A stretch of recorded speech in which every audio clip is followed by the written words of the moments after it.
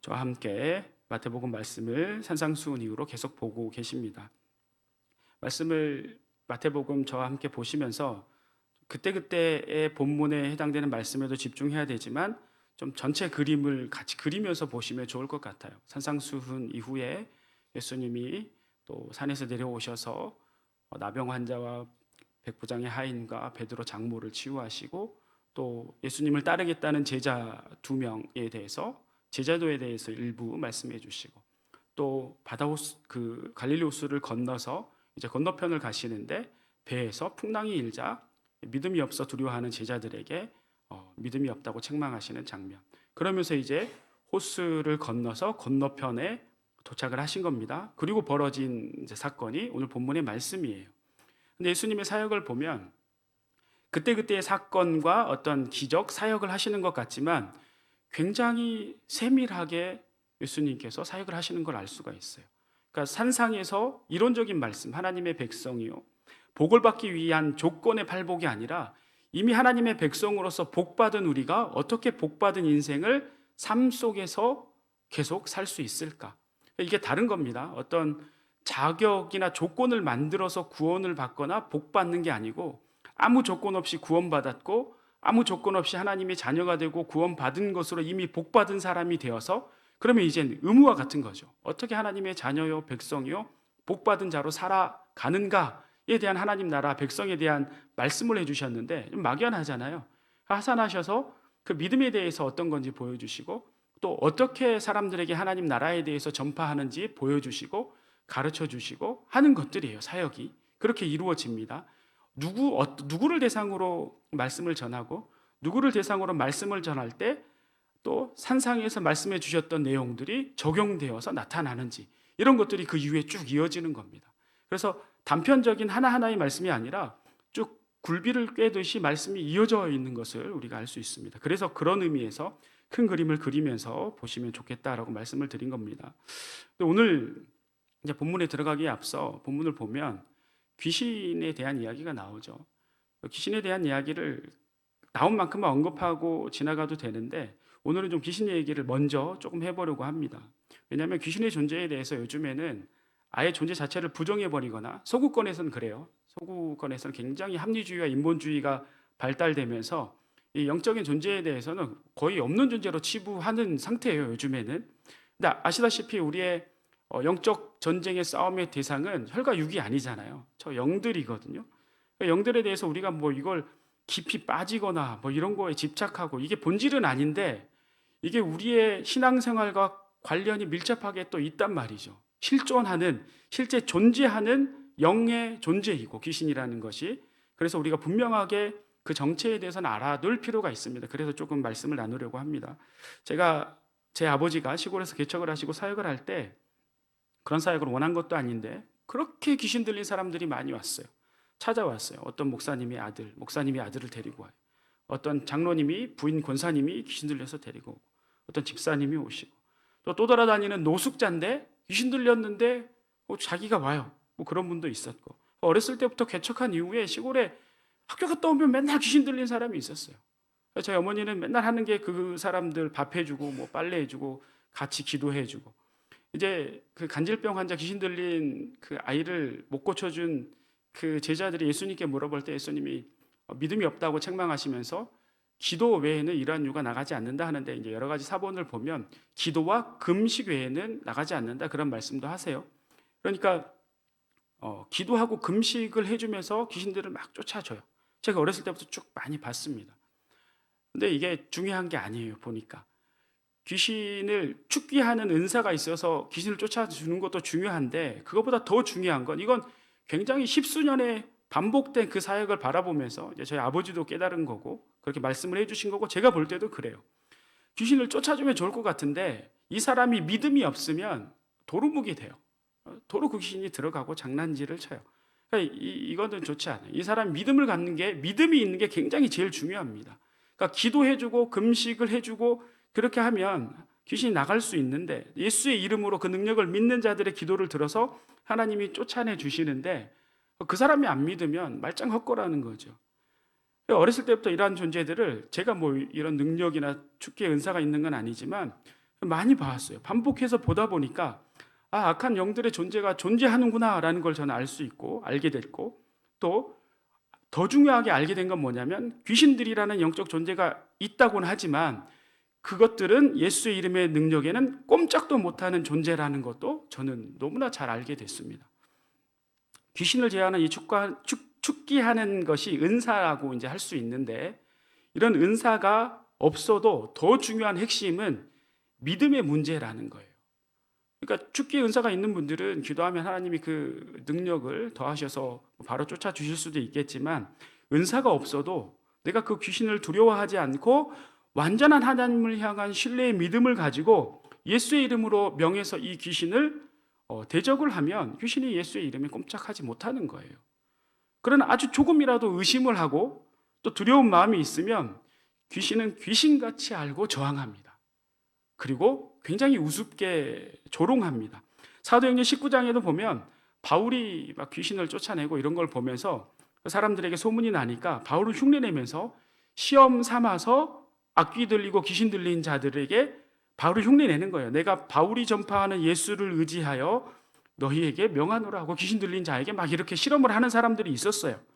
그런 자들 중에 유대의 한 제사장 스게와의 7 아들, 이 아들들이 이제 그런 뭐 장난인지 시험인지 모르겠지만 그러니까 믿음이 없는데 자기가 믿는 믿음이 아니라 바울이 믿는 예수의 이름으로 이렇게 명하는 거예요. 귀신은 다 알죠. 믿음도 없는 게 감히 나에게? 귀신의 반응이 뭐라고 해요? 내가 예수도 알고 바울도 알거니와 너희는 누구냐? 하면서 그 사람들에게 들어가 버리고 그 사람들을 망가뜨려 버립니다. 그러니까 귀신을 제어하는 능력은 남의 믿음이 아니라 내 믿음으로 하는 거예요. 예수 이름의 능력을 믿으면 됩니다. 귀신을 두려워하지 않으면 되는 거예요.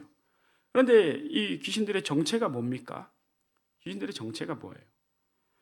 대부분 우리가 알고 있는 이 귀신 혹은 악한 영, 사탄에 대한 정체, 사탄의 다른 이름으로 우리가 루시퍼라고 알고 있습니다.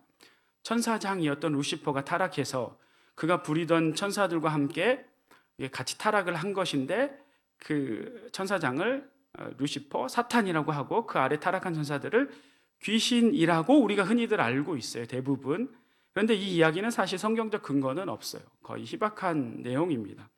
특히 사탄의 이름이 루시퍼라는 것은 성경적 근거가 절대 없습니다, 사실. 이게 어떻게 된 거냐면 이사야 14장 12절에 보면 이제 이 루시퍼라는 말이 나오게 된 배경이 나오는데, 계명성이라는 단어가 나오죠. 너 아침의 아들 계명성이여, 어찌 그리 하늘에서 떨어졌으며 너 열국을 엎은 자여 어찌 그리 땅에 찍혔는고. 이게 이제 이 말씀이 해석이 너무나 분분해요. 이게 문자적인 말이 아니라 굉장히 비유적이고 상징적인 표현이라 당시에 대부분은 이것을 바벨론의 한 왕의 왕을 빗대어서 강성했던 그런 세상의 나라들도 이렇게 떨어지게 되어 있다로 이제 대부분 해석을 하고, 또 한편으로는 이제 추론하는 거죠. 그 천사 그룹이었던 어떤 천사 그룹이 이렇게 떨어졌다라고 이제 표현을 하면서 그걸 루시퍼라고 이름을 붙이고 천사장이었던 루시퍼가 사탄이다 이렇게 꿰어 맞춘 건데, 굉장히 성경적 근거가 100% 확실하다라고 말하기에는 좀 어렵습니다. 이제 나중에 이런 것들이 궁금하다 보니까 사람들이 이 계명성은 샛별입니다. 샛별, 금성, 반짝반짝 빛난다는 의미가 있잖아요. 그 빛난다라는 의미로 그 라틴어로 번역이 될 때 루키페르라는 라틴어로 번역이 됐는데, 이게 이제 루시퍼가 된 거예요. 계명성이 라틴어로 번역되면서 루시퍼라는 이름을 갖게 된 겁니다. 이게 널리 퍼진 거는 단테의 신곡이라는 유명한 책과 존 밀턴의 실라곤이라는 책에, 이게 마치 성경적 사실인 것처럼 소설인데 그 천사장이었던 루시퍼가 타락해서 사탄이 되었다, 이런 얘기가 이제 소설에 나와요. 그러면서 이야기가 막 퍼진 겁니다. 그래서 이런 이야기들에 대해서 성경적 근거가 없다는 것에 대해 굉장히 유명한 목사님인데 제가 이름은 말씀드리지 않고 이런 점을 비판하면서 사탄과 귀신은 천사가 타락한 것이 아니고 처음부터 만들어진 피조물이다라고 주장을 하시는 분이 있어요. 근데 이 얘기도 틀린 건 아니에요. 굉장히 일리가 있습니다. 그러니까 사탄은 루시퍼도 아니고 타락한 천사도 아니다라고 하는 건데, 뭐 그러면서 이제 여러 가지 좀 말이 안 되는 이제 주장도 하시긴 하는데, 이 주장 자체에는 굉장히 일리가 있어요.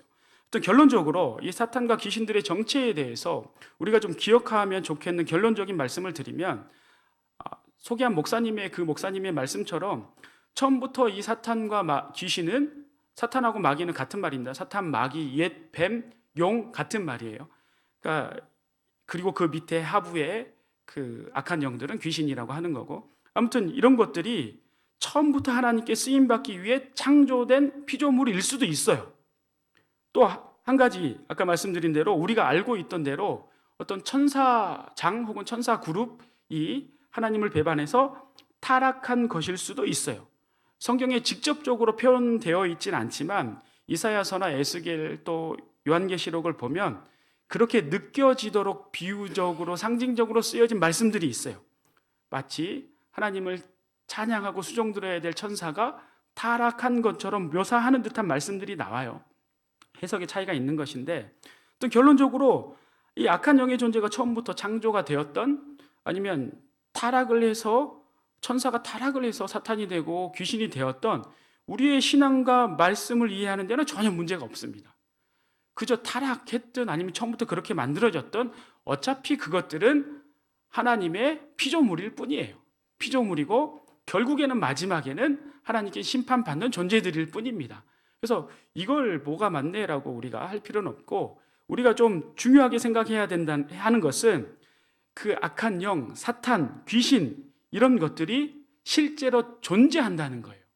이건 사실이에요.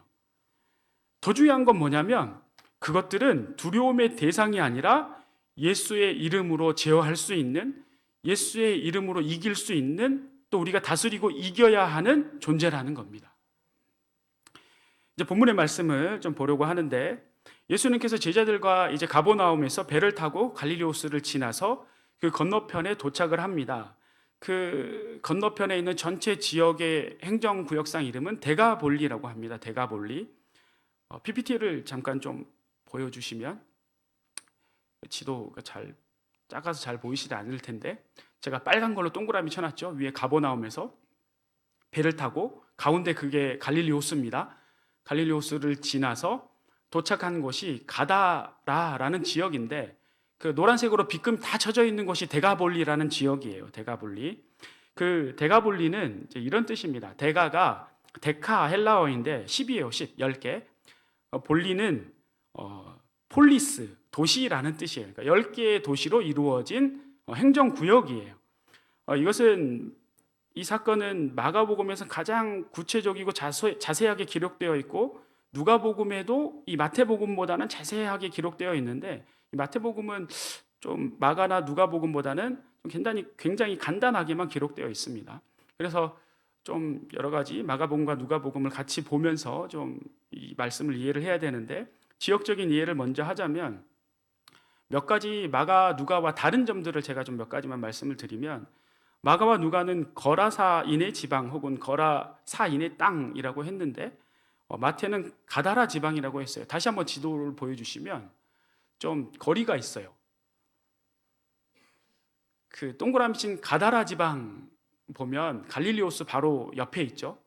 그리고 거라사 지방은 저 아래 데가볼리라고 써 있는 곳, 거의 갈릴리에서 60km가 떨어져 있는 곳에 있어요. 그러니까 바로 옆에 있는 도시가 아니라서 이게 누가 오기를 한 것인가 그렇게 볼 수도 있지만, 성경이 참 재밌고 신비한 게 그렇지 않아요. 얼핏 보면 좀 서로 다른 말 하는 것 같지만 굉장히 그렇지 않고 상호 보완적이거나 그럴 만한 이유가 다 있습니다. 여기서는 이런 거예요. 실제로 오늘날 이제 이쪽 데가볼리 지역은 요르단 지역인데, 그 거라사라는 지역은 오늘날 제라시라는 도시예요.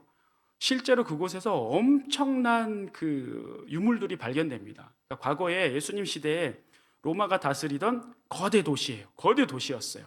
그러니까 갈릴리호스 이쪽 편에서 봤을 땐 저쪽 편에 보이는 땅에 얘기를 할 때 일일이 어느 도시 이렇게 얘기를 하는 게 아니라 굉장히 유명하고 중심되는 도시 이름을 말하겠죠. 그래서 거라사 지방 이렇게 얘기를 하는 거예요. 그러니까 이쪽 호수편에서 봤을 땐 마가나 누가는 저쪽 땅을 바로 이 마태처럼 바로 그 지역 이름을 말하는 게 아니라 그 전체 덩어리에서 가장 중심에 있고 가장 큰 도시였던 거라사 지역을 이름을 이제 거론하면서 거라사 지방, 거라사인의 땅 이렇게 말을 한 겁니다. 예를 들어서 전라도 그러면 이제 전라남북도를 다 아우르는 말인데 고려 시대 때 가장 큰 도시인 전주하고 나주를 합쳐서 전라도 하는 겁니다. 근데 전라도를 보면 위쪽에 가장 위쪽은 익산이 있고 가장 아래에는 완도가 있어요. 근데 익산하고 완도는 굉장히 거리가 있는데 서울 사람들은 보고 다 전라도죠. 익산도 전라도, 완도도 전라도. 경상도도 마찬가지예요. 여기도 고려 시대에 경주하고 상주가 굉장히 큰 도시라 그걸 합쳐서 경상도라고 하는 건데 경상도에서도 가장 북쪽에 있는 영주와 가장 남쪽에 있는 거제를 보면 전라도 아까 말한 익산과 완도보다 더 심해요. 거리가 더 멀어요. 근데 서울 사람이 볼 때는 그냥 거기도 경상도예요. 영주도 거제도. 그러니까 그런 의미로 보시면 갈릴리 호수 이쪽에 가버나움에 있는 사람들이 볼 때는 그 가버나움 호수 저쪽 건너편은 데가볼리 지역에 있는 사람들은 그냥 다 거라사인의 땅인 거예요. 그래서 마가와 누가는 그렇게 얘기를 한 거고, 그런데 마태는 글을 쓸 때 좀 정확하게 쓰는 걸 좋아했던 사람인 것 같아요. 좀 이런 사족 다는 것도 별로 안 좋아하고 좀 정확하고 명확하게 기록하는 걸 좋아했던 것 같습니다. 그래서 거라사인의 땅 그 지역이라고 안 하고 실제 예수님이 사역했던 그 귀신 들린 자들을 만났던 가다라 지역을 지칭해서 딱 쓴 것 같아요. 그러니까 여러 가지 정황을 보면 돼지떼가 나중에 아까 우리가 읽었지만 바다로 뭐 뛰어들고 하는 걸 보면 갈릴리 호수에서 먼 60km 지역에서 돼지가 60km까지 달려가서 바다에 빠지는 호수에 빠지진 않았을 거 아니에요. 그러니까 실제로는 거라사 지역 그 도시에서 만난 게 아니고 가다라 지역에서 만난 게 맞습니다. 아무튼 아주 중요한 내용은 아닌데 뭐 이런 얘기들이 있고 또 다른 게 다른 복음서와 마태복음은 귀신이 2명, 귀신 들린 자가 2명으로 나와요. 그런데 마가와 누가는 또 1명으로 나옵니다. 이것도 뭐 별로 그렇게 문제가 되진 않습니다. 살펴보는 과정을 얘기하면 복잡하고 결론적으로는 2명이 맞는 걸로 학자들은 봅니다. 왜냐하면 마태의 성격상 복수의 증인들을 확인하고 증거를 수집해서 많은 내용을 구체적으로 쓰는 게 아니라 핵심적인 것을 정확하게 쓰는 사람이기 때문에 2명의 귀신 들린 자라고, 거기에 군대 귀신이라는 말이 마태복음에 안 나오지만 그만큼 2명에 들렸다라는 것은 많은 귀신이 들렸다라는 것을 표현하고, 근데 마가하고 누가에는 군대 귀신이라는 표현이 나오고 대신 한 사람이 대표해서 나옵니다. 어쨌든 핵심적인 내용을 우리가 알기에는 전혀 문제가 없는, 달라 보이지만 다르지 않는 그런 말씀입니다. 그래서 본 말씀 28절을 이제 보시면 28절 보겠습니다. 또 예수께서 건너편 가다라 지방에 가시며 귀신 들린 자 둘이 무덤 사이에서 나와 예수를 만나니 그들은 몹시 사나워 아무도 그 길로 지나갈 수 없을 지경이더라. 예수님께서 이제 그 호수를 지나서 그쪽 건너편 지방에 가셨는데 딱 만난 사람들이 귀신 들린 사람이에요. 굉장히 그 앞전에 있었던 다른 사역들과는 굉장히 다른 형태입니다. 그리고 다른 복음서에는 아까도 말씀드렸지만 이 귀신의 정체가 군대라고 말하고 있습니다. 이 귀신이 어떤 표현을 단위를 명이라고 할 수도 없고 말이라고 할 수도 없고 좀 애매한데 한 귀신이 아니라 여러 귀신이 들어져 있는데 여기서 군대라고 쓰여져 있는 헬라어를 보면 레기온인데 레기온은 원래 로마 시대의 군대 단위예요. 군대 단위인데 대략 몇 명 정도의 군사들이 모이는 단위냐면 4,000명에서 6,000명 정도가 모이는 군단 단위를 레기온이라고 해요. 그러니까 이 군대 귀신은 4,000명에서 4,000에서 6,000 되는 귀신이 한 사람이든 두 사람이든 귀신 들려 있는 거예요. 엄청난 굉장히 이 악귀들이 들어서 그 무덤에서 살면서 사람들이 다가가지도 못하는 어떤 그런 현장에 예수님과 제자들이 간 겁니다. 놀라운 건 이 귀신들이 예수님의 정체를 압니다. 29절 말씀 보시면 이에 그들이 소리질러 이르되 하나님의 아들이여 우리가 당신과 무슨 상관이 있나이까? 때가 이르기 전에 우리를 괴롭게 하려고 여기 오셨나이까? 하더니 예수님을 지칭할 때 하나님의 아들이여 라고 말씀을 하죠. 도울 김용옥 선생 같은 사람은 왜 그 사람이 하는지 저도 너무 답답한데 한신대에서 막 요한복음 강의하고 마가복음 강의합니다. 그래서 마가복음이 가장 먼저 쓰여져 있는데 마가복음에는 예수님이 하나님의 아들이라는 말이 없는데 왜 없어요? 여기 있는데 마가복음에 하나님의 아들인 게 확실하게 나옵니다. 귀신들이 알아봐요.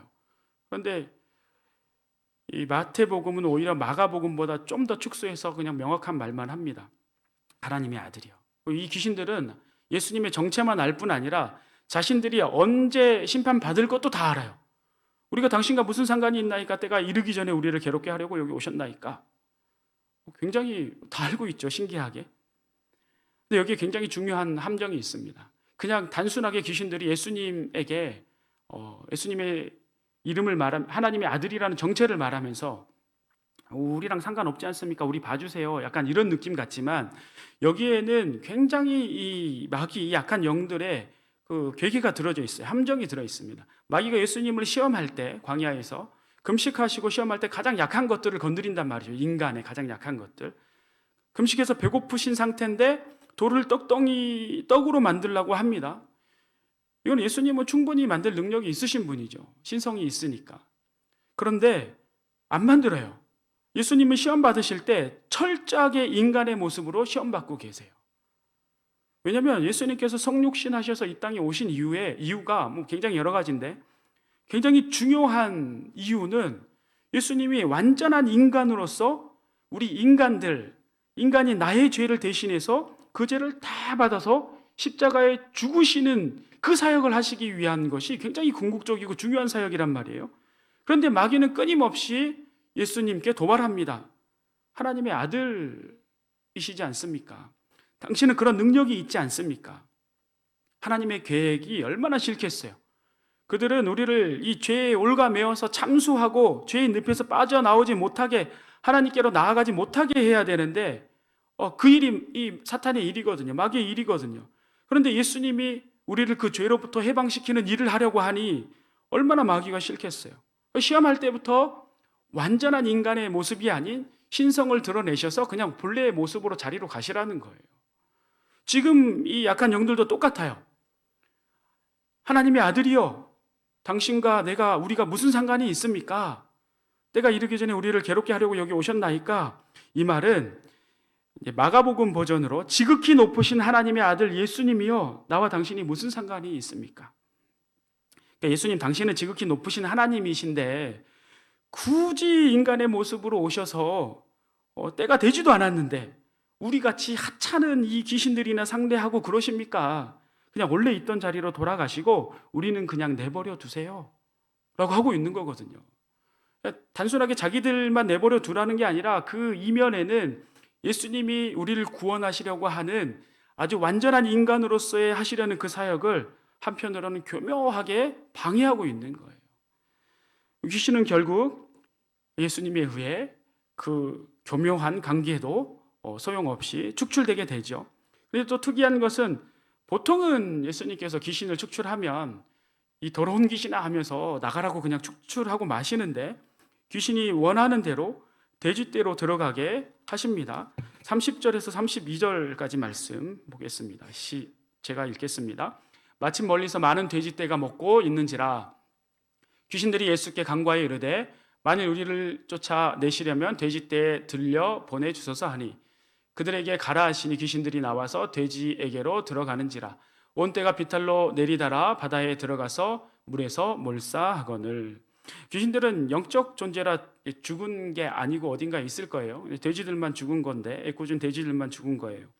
근데 귀신이 돼지를 죽였다기보다는 지극히 높으신 하나님과 같은 신적 권능을 가지신 예수님께서 자신들을 행여라도 때가 안 됐는데도 하실 때처럼 무조갱에 집어넣으실까봐 지레 겁먹어서 급한 대로 근처에 보였던 돼지떼에 들어가게 해달라고 이제 이 귀신들이 간청을 한 거고, 근데 예수님이 그걸 허락을 왜 하셨는지는 정확히 모르지만 좀 추정은 좀 이후에 해볼 수가 있습니다.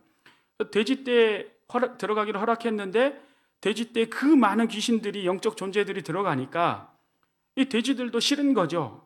돼지들도 받아들일 수 없는 거예요. 귀신들이 뭐 같이 죽으려고 거기 들어간다고 하진 않았을 거란 말이에요.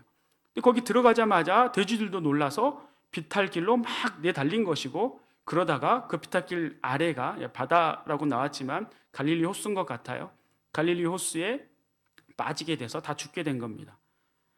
보통은 그냥 내쫓으시는데 왜 귀신이 원하는 대로 이렇게 돼지가 갑자기 등장되어서 말씀을 통해 이러한 것을 보여주시나 이 지역의 특징을 보여주시는 거예요. 이 데가볼리라는 지역은 이방인 지역입니다. 유대인 지역이 아니고 로마의 식민 지배를 받고 있던 이스라엘은 대부분의 지역은 이제 헤롯 왕의 통치를 받습니다. 헤롯 왕도 독립된 국가로서가 아니라 로마의 지배를 받으면서 분봉왕이라는 지위를 받고 이때는 헤롯 대왕이 아니라 그 아들 아켈레오가 이제 헤롯 왕으로서 다스리는데 지금 이 데가볼리는 그 헤롯 왕이 다스리는 곳이 아니에요. 이 옛날 제국 큰 나라들은 자율권을 주는 것 같으면서도 이렇게 견제를 정치적으로 하거든요. 그래서 유대 땅 이쪽 이스라엘 땅 지역에 헤롯에게 다스리도록 하면서도 데가볼리 같은 이런 지역은 직접 관할하고 통치하면서 다스리는 지역이었어요. 근데 이곳에는 헬라 문화와 로마 문화가 융합되어서 굉장히 우상 숭배와 또 많은 제물들이 바쳐지는데 그 우상 숭배를 하면서 바쳐지는 제물이 바로 돼지였습니다.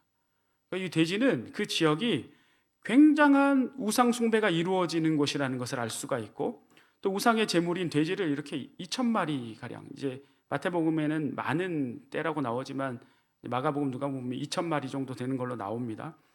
많은 돼지, 2,000마리나 되는 돼지를 이렇게 양돈 사업을 하는 것은 굉장히 그 우상의 제물을 기르는 것이 돈이 되었던 거죠. 돈이 안 되는데 그 사업을 했을 리가 없지 않습니까? 돼지는 우상의 제물로도 큰 의미가 있었고 돈벌이 수단으로서도 굉장한 의미가 있었던 겁니다. 그런데 귀신들이 그 돼지에 바다로 들어가서 몰사해 버리니까 그 돼지의 주인들은 굉장한 물질적 손해를 입게 된 겁니다. 제가 최대한 정확히 하려고 그 지역 돼지의 산지를 알아보려고 굉장히 노력을 했는데 오늘날에는 그 지역이 이제 무슬림 지역이다 보니까 무슬림들이 이슬람 사람들은 돼지고기 안 먹잖아요. 그러니까 뭐 정육점에서 돼지고기를 파는 데도 있긴 있는데 돼지고기를 활발하게 양돈 사업을 하고 뭐 파는 지역이 아닌 게 됐어요. 그래서 불가피하게 우리나라 시세를 좀 찾아봤습니다. 2024년 2월 27일 엊그제 최근 자료, 오늘 건 없더라고요. 그저께가 최근 건데 돼지 한 마리 110kg 기준으로 산지 가격으로 38만 9천 원입니다. 그러니까 한 달 사이의 유통 가격을 보니까 대략 38만 원에서 42만 원 사이예요. 그러니까 평균 40만 원으로 잡으면 2,000마리면 얼마입니까? 8억이죠. 8억이 한순간에 확 날아갔어요. 증발해 버렸습니다. 상상해 보십시오. 각자 우리 성도님들, 우리 집이 돼지 농장을 하는데 같은 동네 사는 한 사람이 귀신이 들렸어요. 최재택이라는 사람이 귀신이 들려 있어요. 군대 귀신이 들려 있어요. 어느 날 예수님이 오셔가지고 이 최재택이라는 사람에게 그 군대 귀신을 쫓아주셨는데 하필이면 그 귀신들이 내가 기르는 돼지떼에 들어가서 몰사해 버렸어요. 8억이 날아가 버렸네요. 어떡하실 거예요, 성도님들? 1번, 하나님께 감사와 영광을 올려드린다. 2번, 감사하는 갯불, 최재택에게 피해 보상 소송한다. 어떻게 하실 거예요? 좀 웃기는 소리 같지만 이거 정말 생각해 볼 필요가 있습니다. 나의 신앙이 어느 정도인지. 자, 33절하고 34절 말씀을 같이 보겠습니다. 치던 자들이 달아나 시내에 들어가 이 모든 일과 귀신 들린 자의 일을 고하니 온 시내가 예수를 만나려고 나가서 보고 그 지방에서 떠나시기를 간구하더라.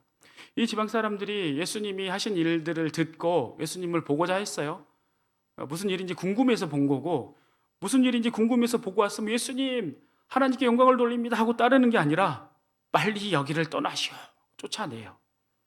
이 놀라운 기적을 경험하고도 이 사람들은 사실 우상 숭배를 했을 때 그 우상들이 어떤 기적을 보여주지는 않는단 말이에요. 실질적인 이러한 기적이 일어나는 이분이 메시아인지 하나님의 아들인지 모르지만 굉장한 분이 왔다라는 걸 이 사람들도 알아요. 그런데 예수님을 쫓아내 보냅니다. 마가복음에는 이 귀신 들렸던 자가, 마태복음에는 안 나오는데 이 귀신 들렸던 자가 이들이 쫓아내서 예수님이 다시 가버나움으로 배를 탈 때 막 쫓아와서 예수님, 내가 예수님을 따르겠습니다 라고 말을 해요. 그때 예수님이 이 귀신 들렸던 자에게 아니다 라고 하면서 거부하면서 너희 가족에게 가서 이 은혜 받은 일들을 알려라 라고 할 때 이 사람이 순종해서 가족에게도 알리고 데가볼리 사람들에게도 전합니다. 그 사람의 그 전함으로 또 데가볼리 사람들이 놀랍게 여긴다는 말씀이 마가복음에 나옵니다. 늘 보면 하나님께서 은혜를 주실 때 그 은혜 가운데 은혜를 따라 주님께 결단하고 제자가 되고 주님을 따르는 사람들이 있는가 하면 반면에 주님을 거부하는 자들도 늘 있습니다. 하나님의 성령이 충만하게 역사하면 성령님만 역사하는 게 아니라 마귀가 또한 역사하는데 거기에 쓰임받는 사람들이 늘 있습니다. 이곳 데가볼리 사람들은 왜 예수님을 거부했는지 아시죠? 아시잖아요. 견고하게 진치고 있는 이 우상과 만몬, 우상의 노예가 되어 있고 돈의 노예가 되어 있어서 진리의 생명 되신 예수님이 오셨음에도 불구하고 예수님을 청하는 게 아니라 쫓아내 버립니다. 예수님께서 산상수훈에서 설명하셨을 때, 말씀해 주셨을 때 해주셨던 말씀 한 대목이 여기서 생각이 나야 됩니다. 생각나시나요? 마태복음 6장 24절 말씀인데 우리 이 말씀 같이 한번 읽어보겠습니다. 시작. 한 사람이 두 주인을 섬기지 못할 것이니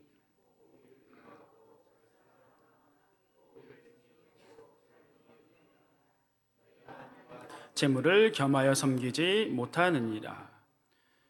산상에서 말씀해 주셨던 게 무슨 의미인지 현장에서 보여지는 장면이에요. 돈에 눈이 멀어 있고 만몬에 사로잡혀 있으면 예수님이 아무리 엄청난 은혜를 주시고 기적을 보여주시고 해도 영접을 못하는 거예요. 교회에 출석하고 있고 또 예배 자리에 참석을 해도 여전히 돈에 사로잡혀 있고 실제로는 그렇게 돈에서 벗어나지 못하는 사람은 예수님을 영접하지 못하는 겁니다. 주님의 제자로 살지를 못하는 거예요. 돈에 종속되어 예수님을 거부하는 사람들을 통해 두 주인을 섬기지 못할 것이라고 주님께서 말씀을 하시는데 하나님과 재물을 겸하여 섬기지 못한다는 것이 어떤 것인지 이 제자들에게 지금 실제 사역을 통해서 보여주고 있으신 겁니다. 제자들뿐 아니라 우리에게도 보여주시고 있는 거예요. 그러면서 당시 주님을 따라갔던 제자들과 오늘 우리에게 여러 메시지를 주시는데 그걸 두 가지로 좀 정리를 다시 해보면 첫 번째는 먼저 주님을 따르는 우리는 철저하게 두 주인이 아니라 하나님만 섬기고 경외하는 자여야 한다는 것입니다. 사랑하는 성도님들, 한순간도 우상에 만몬 물질에 돈 때문에 주님을 경외하는 것을 놓치지 마시기를 축원합니다. 두 번째, 강 건너 물 건너 우상과 돈에 사로잡혀 있는 이방의 땅이라 할지라도 영적 불모지와 같은 땅이라 할지라도 복음을 전해야 한다는 것을 제자들에게 가르쳐주고 계십니다. 우리 주변에 전혀 믿을 것 같지 않은 사람들, 복음 전하고 싶지 않은 미운 사람들, 이런 사람들에게도 복음을 전해야 된다는 거예요. 복음이 전해지는 현장에 생명력이 있습니다. 우리 주님이 역사하십니다.